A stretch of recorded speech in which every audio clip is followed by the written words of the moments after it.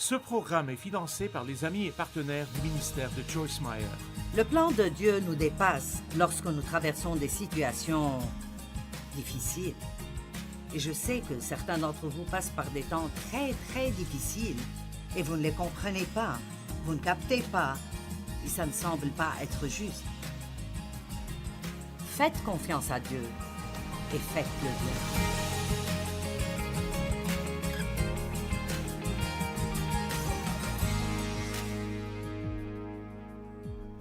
Vous pouvez prendre une décision à l'avance avant d'être blessé sur comment vous allez réagir. Et ça doit faire partie de notre marche avec Dieu, que nous prions toujours. Mon Dieu, si et quand je suis blessé, aide-moi à bien répondre. Si quelqu'un m'offense, aide-moi à ne pas prendre offense. Soyez prêts, préparez-vous à pardonner. Dans Habacuc 3, 16 à 19, il commence en disant « J'ai entendu et mes entrailles sont émues. À cette voix, mes lèvres frémissent. La pourriture est entrée en mes os et mes genoux chancellent. En silence, je dois attendre le jour de la détresse, le jour où l'oppresseur marchera contre le peuple. » Habacuc savait qu'ils allaient être envahis par un grand ennemi et il savait qu'il y avait des ennuis qui venaient. Et il était secoué et tremblé. Combien d'entre vous savent que parfois, disons que vous êtes allé chez le médecin et il vous appelle et veut que vous veniez dès que vous le pouvez. C'est comme « oh oh ». Vous allez avoir peur même avant d'arriver. Regardez bien la décision prise par Habacuc avant même que l'ennemi n'arrive. Car le figuier ne fleurira pas, la vigne ne produira rien. Le fruit de l'olivier manquera, les champs ne donneront pas de nourriture, les brebis disparaîtront du pâturage et il n'y aura plus de bœufs dans les étables. En d'autres termes, peu importe la gravité des problèmes, je choisirai de me réjouir en le Seigneur. Allez, nous pouvons décider à l'avance que, quoi qu'il arrive, nous allons nous réjouir du Seigneur. Est-ce que je peux vous dire quelque chose? Vous n'aimerez pas ça, mais c'est la vérité. Tout ne se passe pas toujours comme vous le souhaitez.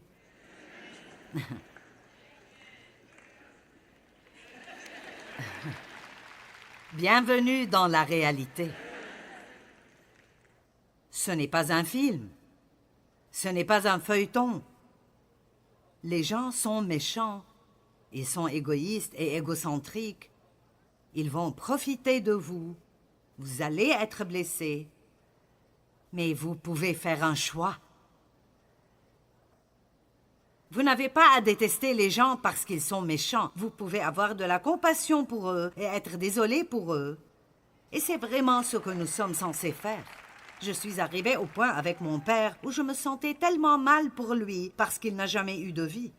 Il n'a pas eu un bon départ. Il n'a pas appris comme il faut. Et cela ne justifie pas ce qu'il a fait. Ce n'était pas bien, et il le savait bien, mais il n'avait pas de vie. Quand il est mort, il n'y avait personne à ses funérailles, tout le monde s'en foutait, il ne manquait à personne. À la fin de sa vie, il n'avait que des regrets. Vous ne voulez pas avoir 90 ans et regarder en arrière et n'avoir que des regrets. Ayez quelque chose à vous rappeler dont vous pouvez être heureux. Toutefois, je veux me réjouir en l'Éternel, je veux me réjouir dans le Dieu de mon salut. L'Éternel, le Seigneur, est ma force. Il rend mes pieds semblables à ceux des biches et il me fait marcher sur mes lieux élevés. Et la Bible amplifiée dit que les lieux élevés sont défis et responsabilités. Allez, agissez comme si vous l'aviez compris.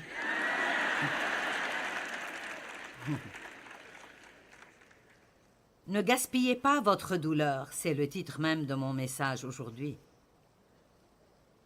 Tout le monde est blessé. Tout le monde veut être guéri. Mais tout le monde n'est pas prêt à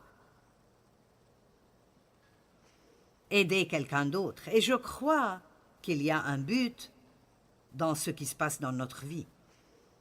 Je ne pense pas que ce soit Dieu qui nous blesse. Mais je pense que parfois, il pourrait nous délivrer plutôt que ce qu'il fait. Combien d'entre vous pensent qu'il pourrait faire ça? Et ça devient parfois très déroutant quand il ne le fait pas.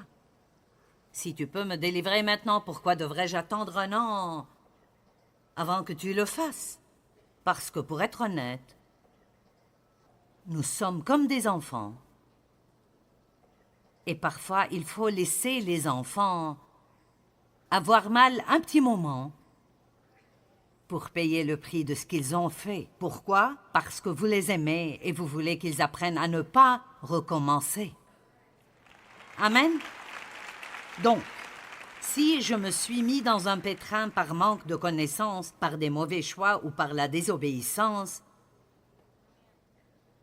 parfois la meilleure chose que Dieu puisse faire pour moi n'est pas de venir me délivrer rapidement, mais me laisser apprendre une bonne leçon, parce que vous gagnez toujours de l'expérience à travers les choses que vous traversez. Et je tiens à vous dire aujourd'hui que Dieu cherche des personnes pour travailler dans son royaume, mais il veut des gens avec de l'expérience. Amen. Vous pouvez avoir 5 diplômes universitaires, sans avoir autant de valeur que quelqu'un qui n'est pas diplômé, mais qui a 5 ou 10 ans d'expérience.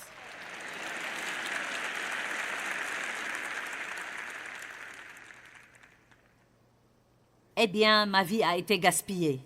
Ça n'a pas besoin d'être le cas. Quand Jésus a nourri les 5000 personnes, il ne restait que des miettes et des petits fragments. Dans Jean 6,12, il a dit « Amassez les morceaux » afin que rien ne se perde. Et je crois que c'est ce que Dieu veut déclarer sur votre vie aujourd'hui. Il veut rassembler tous les fragments, prendre tous les petits morceaux qu'il vous reste, qui ne vous semblent pas être bons, tout ce que vous pensez être gaspillé dans votre vie, rassemblez tout cela et dites « Les voici, mon Dieu, si tu peux faire quelque chose avec ce gâchis, il est à toi. » Il prendra toutes ces pièces fragmentées de votre vie et en fera quelque chose de beau, et il vous rendra, par sa grâce, capable d'utiliser ce qui vous a causé du mal pour le bien de quelqu'un d'autre.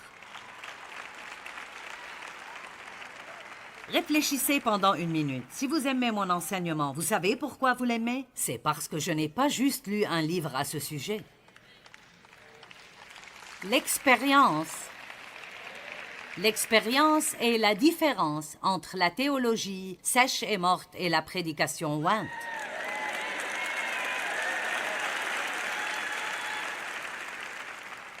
Voulez-vous que je le répète? L'expérience est la différence entre la théologie sèche et morte et la prédication ointe qui change votre vie quand vous l'entendez. C'est pourquoi 2 personnes pourraient vous prêcher le même message, et si l'un d'eux vous fait un sermon qu'il a tiré d'un livre, il pourrait vous faire dormir. Et vous pouvez entendre le même message, les mêmes paroles de quelqu'un qui l'a vécu et traversé, et c'est puissant, et ça vous transperce le cœur et change votre vie. Et je vous dis la vérité, je n'essaye pas d'enseigner des choses sur lesquelles je ne sais rien.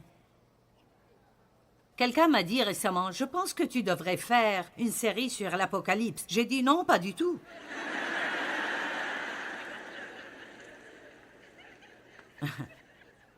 Je ne devrais pas. Pourquoi? Parce que je ne la comprends pas.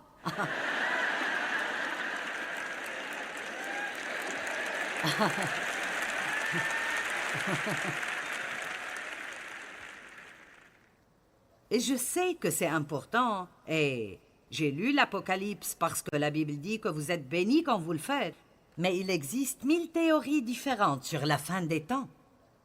Et je vais vous dire ce qu'est ma théorie. Être prêt à partir à tout moment.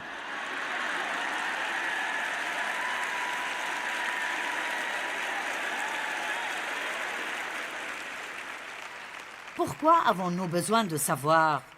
Je veux dire, Paul pensait qu'il vivait dans les derniers jours. Aussi, nous disons tous que Jésus reviendra bientôt. Eh bien, je sais une chose, s'il vivait dans les derniers jours, le dernier des derniers jours est plus proche maintenant. Et donc, je ne sais pas si Jésus reviendra durant ma vie, mais ce qui me rend heureuse, c'est qu'il peut venir me prendre ce soir et je suis prête.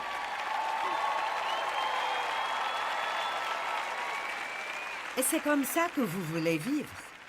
Pas « Ah, j'espère que ce sera une de ces séries sur l'Apocalypse pour que je puisse savoir quand Jésus reviendra, pour que je puisse me préparer. Non, mes amis, il faut vivre prêt et pas nous préparer. Vivre prêt. N'ayez pas peur de mourir, soyez excités d'aller au paradis. C'est là que la vie commence vraiment. Et Jésus revient bientôt. Et ce n'est pas le moment de jouer et de ne pas faire ce que Dieu vous dit de faire. Et si ce n'est rien d'autre, nous pouvons commencer ici ce week-end en pardonnant à tous ceux qui nous ont blessés et en prenant une décision. Je ne vivrai pas ma vie en colère contre des gens qui me blessent et qui ne savent même pas ce qu'ils font. Je vais faire ce que Dieu dit et je vais prier pour eux. Parce que je ne veux pas qu'ils aillent en enfer. Je veux qu'ils soient sauvés et qu'ils aient une belle vie. Et quand vous commencez à le faire, le diable a intérêt à s'écarter parce qu'il ne peut plus vous contrôler.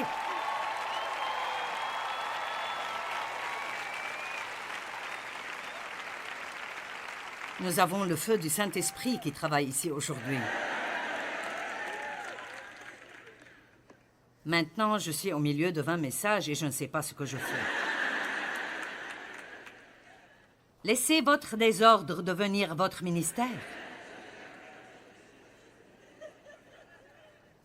Je parlais à une fille l'autre jour et sa vie s'est avérée tellement différente de ce qu'elle pensait qu'elle serait.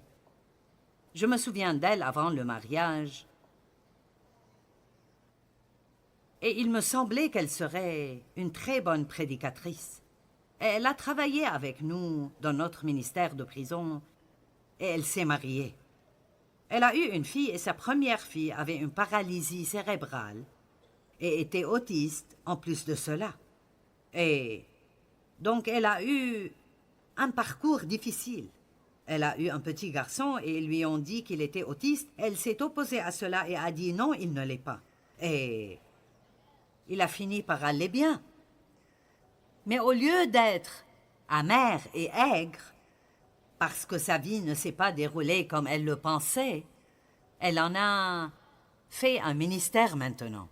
Elle essaye de travailler avec autant d'églises que possible pour les amener à avoir un programme spécial, une salle spéciale, et elle demande à des volontaires de s'occuper des enfants qui ont des besoins spéciaux le dimanche matin pour que les parents puissent avoir une fois par semaine où ils vont ensemble à l'église.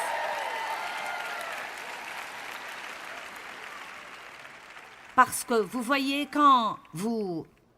Je ne sais pas comment c'est parce que je n'ai jamais traité avec ça. Mais elle prend... Quand vous prenez quelque chose de mauvais et vous le renversez et essayez de faire quelque chose de bien avec, ça atténue beaucoup votre douleur. Cela ne signifie pas que ce n'est pas difficile quand ça arrive. Mais je me sers de ce qui m'est arrivé pour essayer d'aider d'autres personnes, car j'ai vu ce que Dieu peut faire dans votre vie si nous faisons les choses à sa manière. Le monde voit les choses différemment et ne comprend pas que vous pouvez vivre une tragédie et en sortir triomphalement. Et en fait,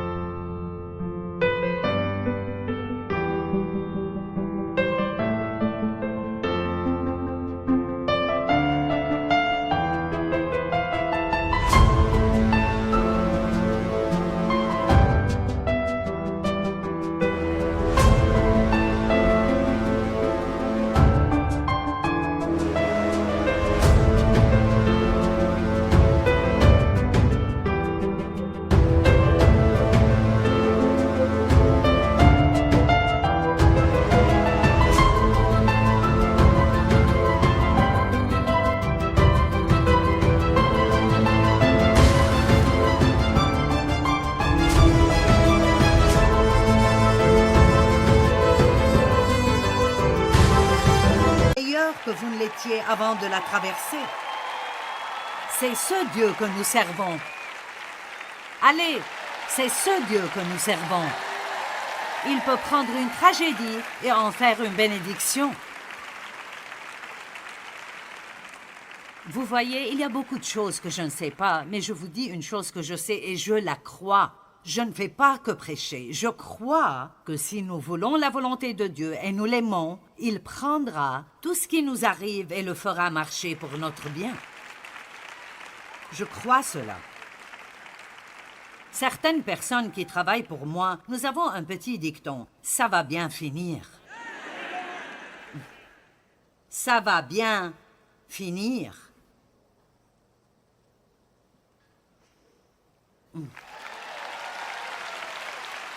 Allez, peu importe ce que vous traversez en ce moment, si vous faites les choses à la manière de Dieu, ça va bien finir. Maintenant, je ne fais aucune promesse aux désobéissants, mais si vous êtes prêts à aimer Dieu et à faire ce qu'il vous dit de faire, allez.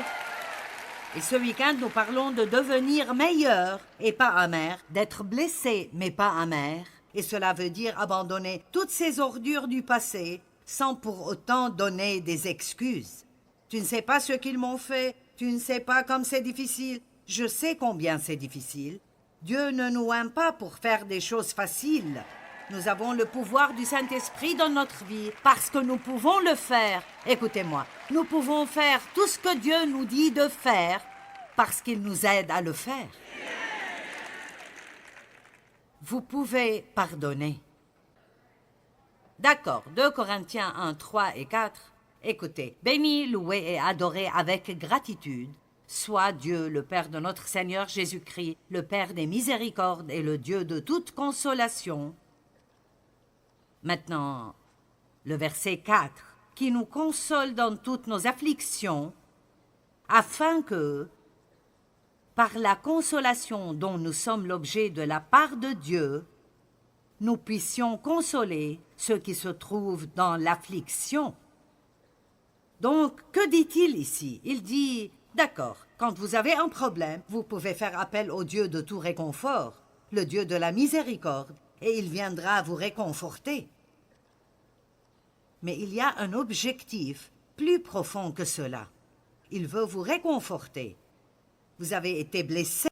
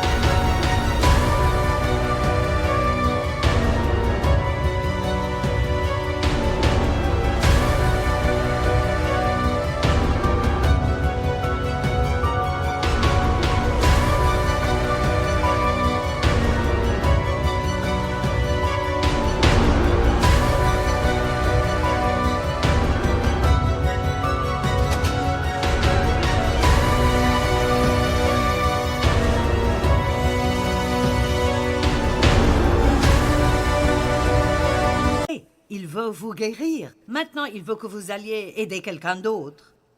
Parce que vous avez vu et expérimenté ce que Dieu a fait pour vous, maintenant vous êtes autorisé et vous avez l'expérience pour aller dire à quelqu'un d'autre, Dieu peut te réconforter dans cette situation. Il peut t'aider dans ça et ils vont vous croire, non pas parce que vous êtes convaincant, mais parce qu'il y a une onction sur votre vie à cause de ce que vous avez vécu. Quand vous traversez des choses, vous en sortez avec une onction. Allez, la dame qui a oint les pieds de Jésus, elle a dû casser la jarre. Il faut faire quelque chose pour que l'huile de l'onction puisse sortir.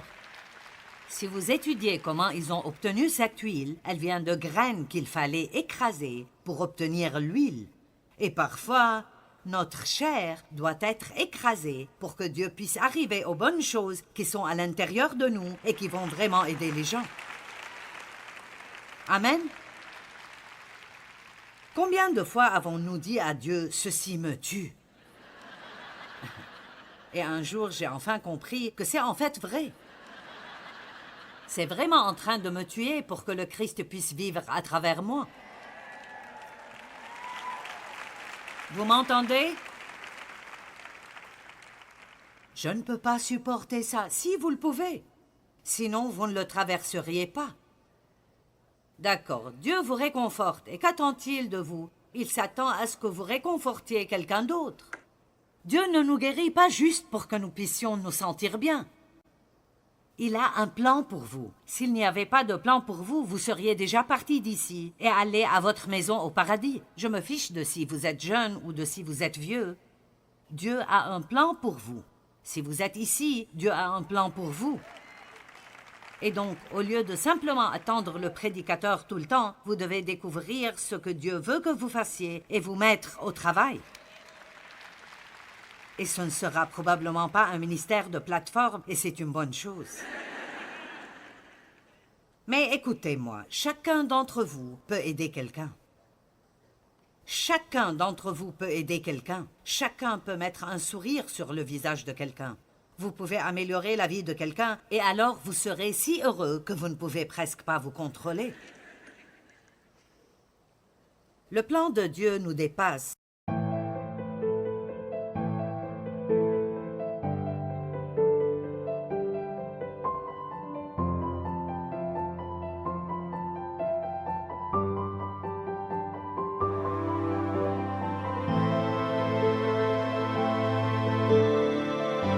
Lorsque nous traversons des situations difficiles.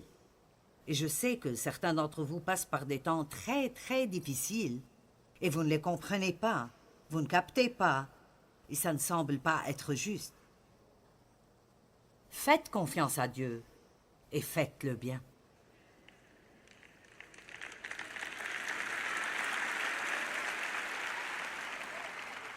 Vous savez, je ne sais pas si vous avez déjà remarqué cela ou non, mais j'ai remarqué dans ma vie que j'ai parfois un problème très grave auquel je n'y peux rien. Il n'y a rien, aucun moyen pour moi de résoudre mon problème. Mais bien que je ne puisse pas résoudre mon problème, Dieu m'utilisait pour résoudre les problèmes des autres. Maintenant, c'est un peu gênant. C'est comme, d'accord, pourquoi me laisses-tu les aider et je ne peux pas m'aider moi-même? Eh bien, c'est très simple. Dieu ne veut pas que nous nous aidions nous-mêmes. Il veut qu'on s'entraide. Amen.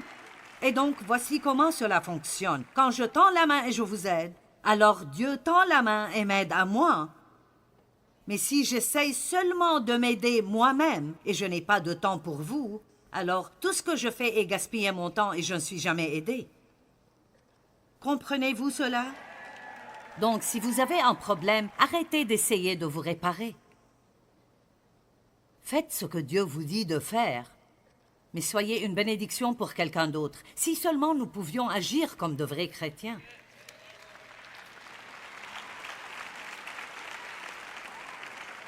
Je veux dire, nous devons juste y arriver. Je vous donne un commandement nouveau. Aimez-vous les uns les autres, comme je vous ai aimés. C'est comme ça que le monde verra que vous êtes mes disciples. Comment pouvons-nous convaincre le monde? Tous ceux qui sont chrétiens, sortez et aimez-vous.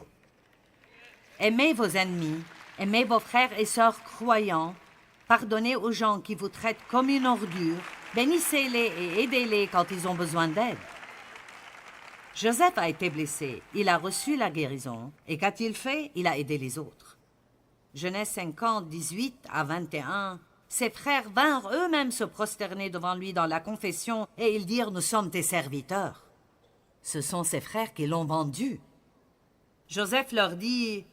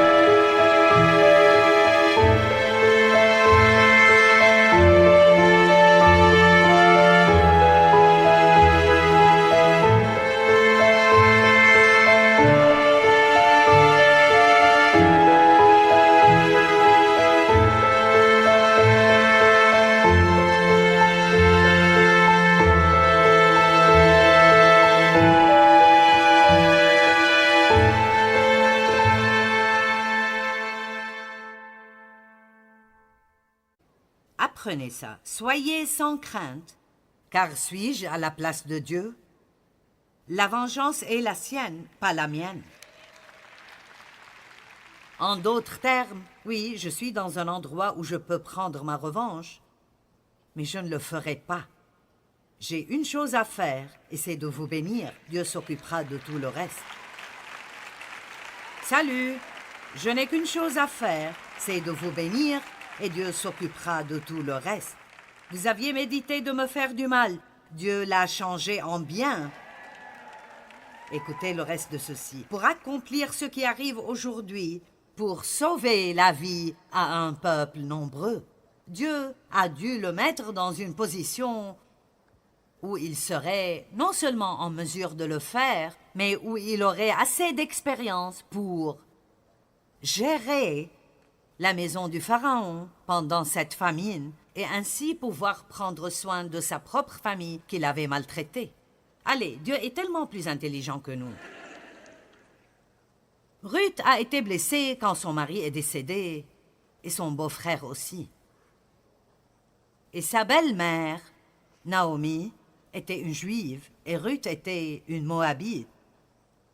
Elle adorait Shemosh, et donc, quand Naomi a décidé, maintenant que son mari était décédé, tout comme les maris de ses brus qui étaient ses fils, elle a décidé de retourner chez son peuple à Juda, et elle a encouragé Ruth, une Moabite, à rentrer chez elle, parce qu'elle a dit « Je suis pauvre, je n'ai rien à t'offrir, je ne peux pas prendre soin de toi. » Mais Ruth a choisi le chemin le plus dur.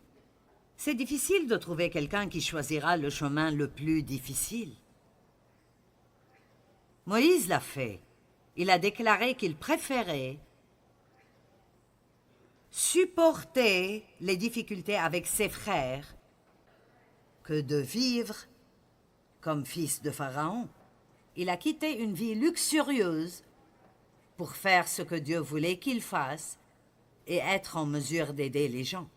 Ruth a choisi de rester avec sa belle-mère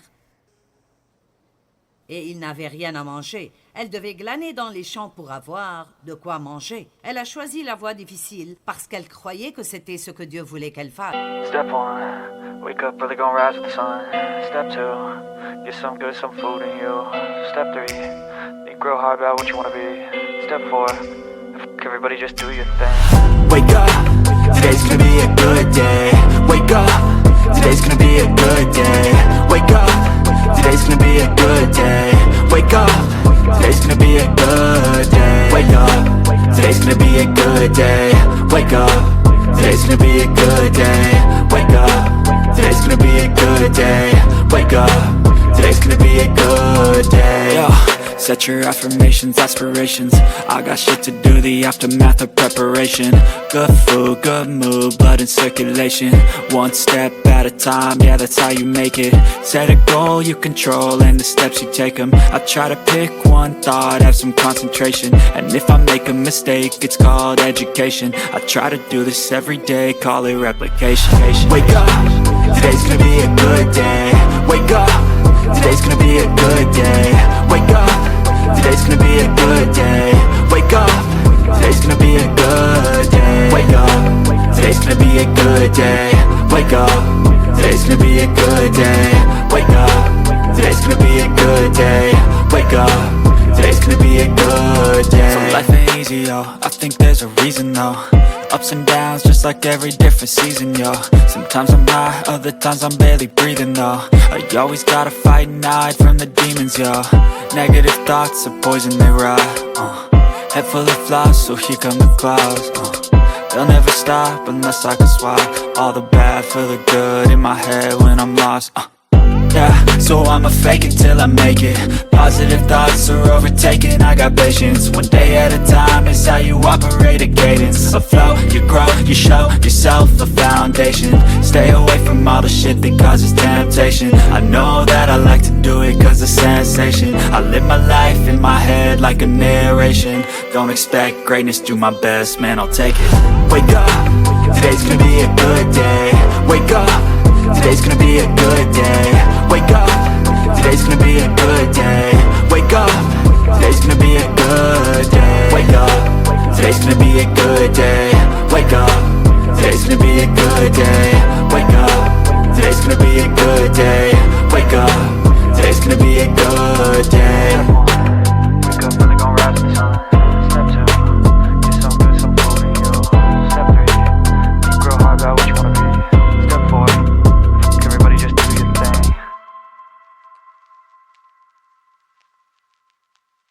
Et elle a dit, ton peuple sera mon peuple, ton Dieu sera mon Dieu. Et elle a fini par épouser le type le plus riche du comté et faire partie de la lignée directe de Jésus-Christ. Pas mauvais comme récompense. Notre douleur peut avoir un but si nous sommes obéissants et nous faisons tout ce que Dieu nous montre de faire. Et ce n'est pas uniquement pour notre bien, mais aussi pour le bien de ceux qui nous entourent. Laissez votre douleur devenir le gain de quelqu'un d'autre.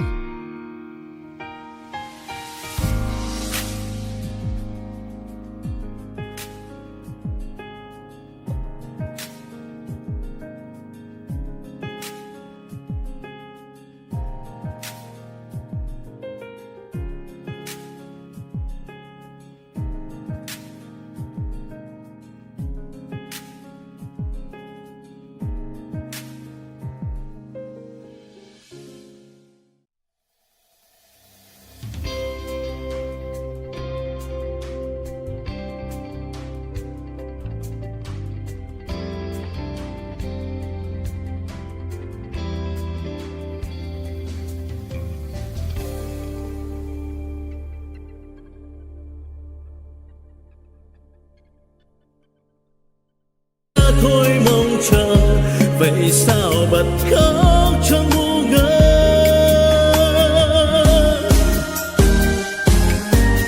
Vẫn thế đây bao lâu nay em không hay, chỉ một mình anh ngồi khóc. Nước mắt đây riêng nơi đây em không hay, sự thật là anh nhớ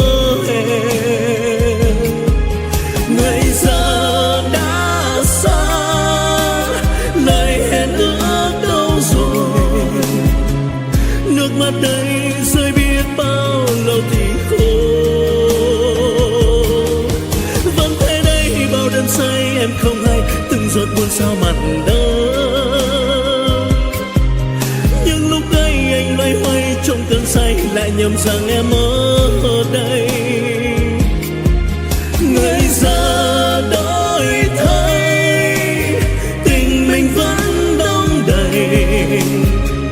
Thế mới biết anh vẫn yêu em, thì sao tìm quên chốn xưa ngày ta quen.